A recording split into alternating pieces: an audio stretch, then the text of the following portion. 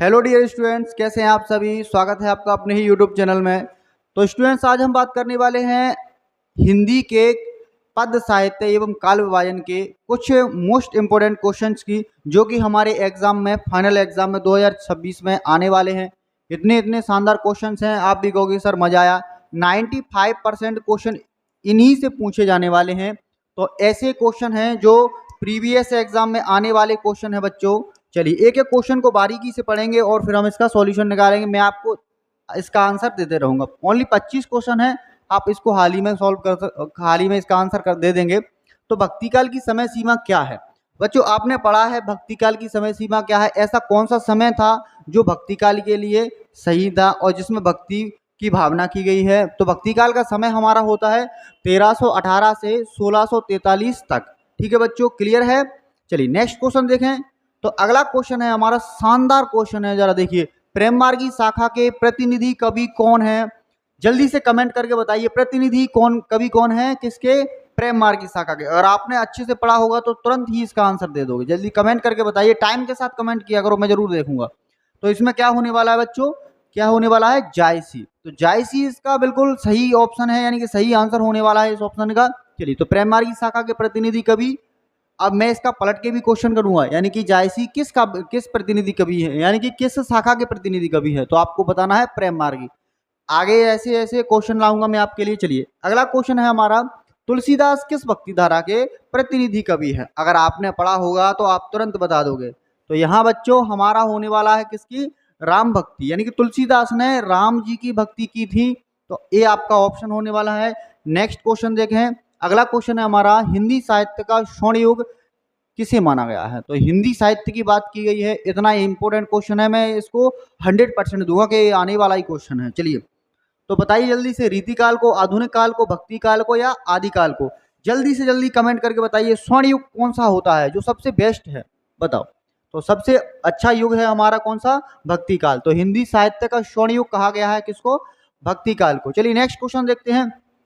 अगला क्वेश्चन है हमारा, कृष्ण भक्ति काव्य धारा के प्रमुख कवि कौन है? तो कृष्ण की भक्ति किसने की थी और कृष्ण के अनन्य आराधक कौन थे, ये भी बताऊंगा मैं आपको। तो कृष्ण भक्ति के अनन्य आराधक कौन है ये भी बताएंगे। पहले हम बात करते हैं कृष्ण भक्ति काव्य धारा के प्रमुख कवि कौन होने वाले? कबीरदास, जायसी, सूरदास या तुलसीदास? तो कृष्ण भक्ति के होने वाले हैं सूरदास। ये आपका बिल्कुल ऑप्शन क्या है? सही होने वाला है। चलिए नेक्स्ट क्वेश्चन देखें। अगला क्वेश्चन है हमारा, हिंदी साहित्य का सबसे लोकप्रिय महाकाव्य कौन सा है? सबसे लोकप्रिय जो सभी पसंद करते हैं, बताइए जरा। पद्मावत, कामायनी, साकेत या रामचरितमानस? जल्दी से जल्दी कमेंट करके बताएं। तो इसका सही ऑप्शन होने वाला है क्या बच्चों? बताओ जल्दी से कमेंट करके। इसका सही आंसर है रामचरितमानस। तो हिंदी साहित्य का जो स्वर्ण युग होता है, वो हिंदी साहित्य का सबसे लोकप्रिय महाकाव्य बच्चों क्या होने वाला है? रामचरितमानस। 6वें नंबर का क्वेश्चन कंप्लीट होता है। अब देखिए 7वें नंबर का, छायावाद के प्रवर्तक माने जाते हैं। तो छायावाद के प्रवर्तक कौन थे? अगर आपने पढ़ा होगा, देखिए क्लास 10th में भी ये ऑप्शन बहुत ही मोस्ट इंपोर्टेंट है, काफी बार आया भी है। तो इसमें भी बताना है आपको, छायावाद के प्रवर्तक कौन है? जयशंकर प्रसाद। तो ये हमारा 7वें नंबर का क्वेश्चन कंप्लीट होता है। चलिए 8वें नंबर का देखते हैं। 8वें नंबर का क्वेश्चन होने वाला है हमारा, नई कविता का प्रारंभ कब से माना जाता है? तो नई कविता कब से प्रारंभ हुई थी? 1936, 1943, 1951 या 1960 से? तो नई कविता कब से प्रारंभ होती है? 1951 से नई कविता का प्रारंभ हुआ था। है ना इंटरेस्टेड क्वेश्चन? चलिए आगे देखें। प्रगतिवादी कवि कौन है ये बताना है। सुमित्रानंदन पंत हैं, जगदीश गुप्त हैं, अगे हैं या केदारनाथ अग्रवाल हैं? तो बच्चों इसका सही ऑप्शन होने वाला है क्या? केदारनाथ अग्रवाल। क्लियर है? आगे देखें। तो 10वें नंबर का क्वेश्चन हमारा होता है क्या इसमें, कि प्रगतिवाद की विशेषता क्या है? तो ये आपको एक वाक्य में भी पूछा जा सकता है कि प्रगतिवाद की क्या विशेषता है। तो यहाँ पे आपको ऑप्शन है, बिल्कुल सही आंसर है ये आपका, पूंजीपतियों से घृणा और शोषकों के प्रति सहानुभूति। इनको आपको बिल्कुल बारीकी से पढ़ना है, नोट करना है, इनके नोट्स बना लेना। मैंने ऐसे ऐसे शानदार प्रश्न बनाए हैं, इसमें कुछ आपको याद भी होंगे, मैं मानता हूँ इसको, कुछ आपको याद भी होंगे और कुछ मैंने अपने इस तरह से बनाए हुए हैं क्वेश्चन को। देखिए अगला है, छायावाद के कवि कौन है? प्रवर्तक तो आपने बता दिया जयशंकर प्रसाद है, लेकिन छायावाद के कवि बताइए इनमें से कौन से? भारतेंदु हरिश्चंद्र या सूर्यकांत त्रिपाठी निराला या रामधारी सिंह दिनकर या सर्वेश्वर दयाल सक्सेना? बताइए जल्दी से कमेंट करके बताइए। तो ये होने वाला है आपका सूर्यकांत त्रिपाठी निराला, ये आपका बिल्कुल सही ऑप्शन है। आगे देखें हम, आगे है हमारा 12 नंबर का क्वेश्चन। तो इसमें है जायसी किस काव्य धारा के प्रतिनिधि कवि है। मैंने आपको पहले ही बताया था, मैं क्वेश्चन को पलट दूंगा। आपको मैंने क्या कहा था, क्वेश्चन को पलट दूंगा। सेकंड क्वेश्चन में मैंने आपसे बोला भी था कि क्वेश्चन को मैं इसको बना के दूंगा, पलट के दूंगा। बताइए जल्दी से कमेंट करके बताइए, जायसी किस काव्य धारा के कवि है। तो जायसी हमारे हैं बच्चों किसके, प्रेम मार्गी शाखा के कवि है। और उसमें क्या कहा था मैंने, प्रेम मार्गी शाखा के प्रतिनिधि कवि कौन है, तो उसमें मैंने बताया था जायसी। सेकंड नंबर का क्वेश्चन आप चाहे जाके देख सकते हैं। तो 12 क्वेश्चन कंप्लीट। चलिए अब देखते हैं 13 नंबर का, यानी कि 13 नंबर का, कृष्ण भक्ति काव्य धारा के प्रतिनिधि कवि कौन है। मैंने भी बताया था कृष्ण की भक्ति किसने की है, ऐसा भी ऑप्शन था पहले, आप निकल गया होगा। तो कृष्ण भक्ति काव्य धारा के प्रतिनिधि कवि कौन है, जल्दी से जल्दी कमेंट करके आंसर दीजिए। तो कृष्ण सूरदास ने की थी, तुलसीदास ने, कबीरदास ने, या कोई नहीं। तो ये ऑप्शन खत्म है। तुलसीदास ने राम की भक्ति की थी। अब कबीरदास और सूरदास है, तो कबीरदास और सूरदास में से सूरदास ने क्या किया था, कृष्ण की भक्ति की थी। ओके, अगला देखिए, रामचरितमानस की रचनाकार कौन है। रामचरितमानस के है यहाँ पर, रामचरितमानस के रचनाकार कौन है। तो सूरदास, तुलसीदास, कबीरदास, या कोई नहीं। एक ऑप्शन कट जाता है। तो रामचरितमानस के सूरदास तो हो ही नहीं सकते हैं, क्योंकि भाई ये तो कृष्ण भक्ति, यानी कि कृष्ण की भक्ति की थी इन्होंने।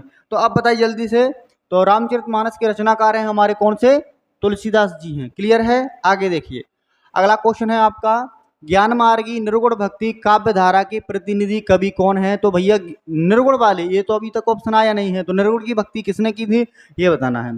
तो निर्गुण की भक्ति सूरदास ने की थी या तुलसीदास ने, एक तो ऑप्शन क्लियर ही है, और ये बचता है। बताइए जरा किसने की थी, जल्दी से कमेंट करके ऑप्शन दिया करो। आप खुद कमेंट करके बताया करो, सर इसका ये होने वाला, इसका ये होने वाला। तो कबीरदास क्या है, निर्गुण भक्ति काव्य धारा के प्रतिनिधि कवि होने वाले हैं। चलिए आगे देखें। तो आगे होता है हमारा, नई कविता में किसकी भावना दिखाई पड़ती है। तो नई कविता में आपको बताऊं, नई कविता में अगर आपने अच्छे से पढ़ा होगा तो निराशा की भावना दिखाई पड़ती है। नई कविता में किसकी, निराशा की भावना दिखाई पड़ती है। क्लियर है। आगे देखिए अगला, ये है हमारा 17 नंबर का क्वेश्चन, भक्तिकालीन काव्य धारा का प्रधान विषय बताइए कौन सा है। तो भक्तिकालीन, देखो भक्ति की बात की गई है तो आप ऑप्शन देख के ही पता चला लोगे कि इसमें क्या है। तो भक्ति की भावना, आया मजा। ऐसे ऐसे क्वेश्चन लेके आया हूँ शानदार शानदार। ये कुछ भी नहीं है, आपको प्रत्येक सब्जेक्ट के और प्रत्येक चैप्टर के ऑब्जेक्ट लेके आऊंगा, इतने शानदार शानदार। बस आपको बनी रहना है चैनल पर। चैनल पर अगर नए हैं तो सब्सक्राइब जरूर करके रखना है आपको, वीडियो चैनल को सब्सक्राइब करना है, वीडियो को शेयर करना है। अब राम भक्ति काव्य धारा के प्रतिनिधि कवि कौन है। तो भाई राम की भक्ति किसने की है, वही होंगे। तो तुलसीदास जी हैं। कौन है, तुलसीदास जी हैं। है इंटरेस्टेड क्वेश्चन। चलिए जुड़े रहिए। आगे देखें हम, रसखान किसके अनन्य भक्त थे। तो रसखान बताइए किसके अनन्य भक्त थे, ये बताना है हमें। कृष्ण के, काली माता के, ये तो हो ही नहीं सकता। एक मिनट, रसखान हमारे इनके तो नहीं हो सकते, ये दो ऑप्शन क्लियर है। रसखान किसके हैं, श्री राम के तो हो ही नहीं सकते। तो श्री राम के कौन है, तुलसीदास थे अनन्य भक्त, तो ये भी नहीं है। तो ये ऑप्शन आपका क्लियर है। तो श्री कृष्ण के रसखान क्या थे, अनन्य भक्त थे। चलिए आगे देखें अगला क्वेश्चन। अगला क्वेश्चन है बच्चों हमारा कि हिंदी साहित्य का स्वर्ण युग कौन सा काल कहा जाता है या कहलाता है। तो ये क्वेश्चन हम पहले भी कर चुके हैं। जल्दी से कमेंट करके मुझे बताइए कि हिंदी साहित्य का स्वर्ण युग कौन सा काल कहलाता है। भक्ति काल है या आधुनिक काल है, ये तो ऑप्शन का क्लियर है, या रीति काल है। तो इसका सही आंसर होने वाला है हमारा क्या बच्चों, हिंदी साहित्य का जो स्वर्ण युग है वो कौन सा काल कहलाता है। मैंने ये पहले भी करवा चुका हूँ मैं इसमें। तो ये हमारा होने वाला है 20 नंबर का, क्या है, भक्ति काल। ये आपका ऑप्शन बिल्कुल सही है। तो भक्ति काल होने वाला है स्वर्ण युग। चलिए आगे देखें, खड़ी बोली के प्रथम महाकाव्य का क्या नाम है। खड़ी बोली का जो महाकाव्य है वो कौन सा है, ये बताना है। तो बच्चों खड़ी बोली का जो महाकाव्य है वो प्रिय प्रवास होता है। अगर इसमें है तो ऑप्शन बिल्कुल सही है, प्रिय प्रवास। बताइए कैसा लगा, मजा आया नहीं आया। शानदार शानदार क्वेश्चन लेके आया हूँ। चलिए अब 22 यानी कि 22 नंबर का, छायावाद के जनक का नाम बताइए। छायावाद के जनक कौन है, मैंने पहले ही बता दिया था। छायावाद के प्रवर्तक कौन है, भाई छायावाद के जनक ही हैं। कौन है जनक, बताइए। छायावाद के जनक होते हैं जयशंकर प्रसाद जी। तो जयशंकर प्रसाद हमारा 22 नंबर का जो ऑब्जेक्ट था उसमें आंसर है जयशंकर प्रसाद। आगे देखिए 23 नंबर का, केदारनाथ अग्रवाल किस काव्य धारा के प्रतिनिधि कवि हैं। नॉन स्टॉप चलिए और धमाकेदार वीडियो से लाता रहूँगा। आप कमेंट करते रहिए, चैनल को शेयर कीजिए, सब्सक्राइब करते रहिए। जब तक आपका सपोर्ट रहेगा मैं आपके लिए शानदार शानदार वीडियो लाता रहूँगा। ठीक है बच्चों, तो केदारनाथ अग्रवाल किस काव्यधारा के प्रतिनिधि कवि है, या केदारनाथ अग्रवाल किस काव्यधारा के कवि हैं? भाई नई कविता के, या कोई नहीं, या ये कोई तो इसमें ऑप्शन ही नहीं आएगा, कोई तो होगा। तो कृष्ण भक्ति या प्रगतिवाद, जल्दी से जल्दी बताइए। तो आपका 23 नंबर का आंसर क्या होने वाला है बच्चों? 23 नंबर का आपका होता है प्रगतिवादी। क्या होता है? प्रगतिवादी। तो प्रगतिवादी काव्यधारा के प्रतिनिधि कवि कौन है? केदारनाथ अग्रवाल। और केदारनाथ अग्रवाल क्या है? प्रगतिवादी काव्यधारा के कवि हैं। ऑप्शन पलट के भी आ सकता है, तो इसको समझिए। जैसे प्रगतिवादी काव्यधारा के कवि कौन है? भाई केदारनाथ अग्रवाल है। या आया ब्लैंक में भी आ सकता है, एक वाक्य में भी, सत्य सत्य में भी, कुछ भी बन के आ सकता है। तो आपको आसानी से इसको क्लियर कर देना है। ठीक है बच्चों। 24 सर्वेश्वर दयाल सक्सेना किस काव्यधारा के प्रतिनिधि कवि हैं बच्चों? तो कृष्ण की भक्ति, या नई कविता, या प्रगतिवादी, या हमारी कोई नहीं।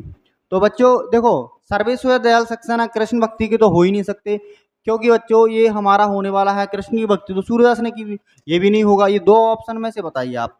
तो ये हमारे केदारनाथ अग्रवाल है, इसके तो आपको पता ही होगा, तो ये भी ऑप्शन नहीं है। अब बताइए, तो इसमें आपका 24 नंबर में जो है वो सर्वेश्वर दयाल सक्सेना किस काव्यधारा के कवि हैं? नई कविता के। ठीक है, तो ऐसे समझ लेना है। अच्छे से याद करोगे तो ऑप्शन क्लियर हो जाएंगे। जैसे समझिए, मैंने यहाँ पे ऑप्शन में बताया, ये रसखान है इसके। ठीक है, और कृष्ण की भक्ति सूरदास ने भी की थी, तो सूरदास तो इसमें पूछा नहीं, ना ही रसखान पूछा। और प्रगतिवादी कवि केदारनाथ अग्रवाल हो जाते हैं। अब हमारी नई कविता के कवि बचते हैं, और उसके बाद में कोई नहीं है। तीन ऑप्शन तो हमारे क्लियर हो गए थे। अब बताइए, यहाँ पे आप आसानी से निकाल सकते हो, भले ही याद भी ना हो, थोड़ा भी याद हो तो बता दोगे कि नई कविता। तो सर्वेश्वर दयाल सक्सेना जो थे नई कविता के क्या थे? कवि थे। आगे देखिए, आगे है बच्चों, नई कविता पत्रिका का पहला संस्करण किस वर्ष में हुआ? तो ये बताना है किस वर्ष में प्रकाशित हुआ। तो नई कविता प्रारंभ होती है 1951 से या 1952 के बीच में, ये नई कविता का प्रारंभ था। लेकिन इसका नई कविता का पत्रिका का पहला संस्करण किस वर्ष में प्रकाशित हुआ था, ये क्वेश्चन मोस्ट इंपोर्टेंट होने वाला है। तो यहाँ पे आपको सही ऑप्शन होने वाला है क्या? 1954। तो 1954 में हुआ था पत्रिका का संस्करण का प्रकाशन। तो बच्चों वीडियो कैसी लगती है कमेंट में ज़रूर बता के जाएं, और ऐसे ही जुड़े रहें। नेक्स्ट टॉपिक की वीडियो आपको जल्द ही मैं लेके आने वाला हूं, यानी कि नेक्स्ट डे में आ जाएगी। तो मिलते हैं आपसे अगली वीडियो में। जय हिंद, जय भारत।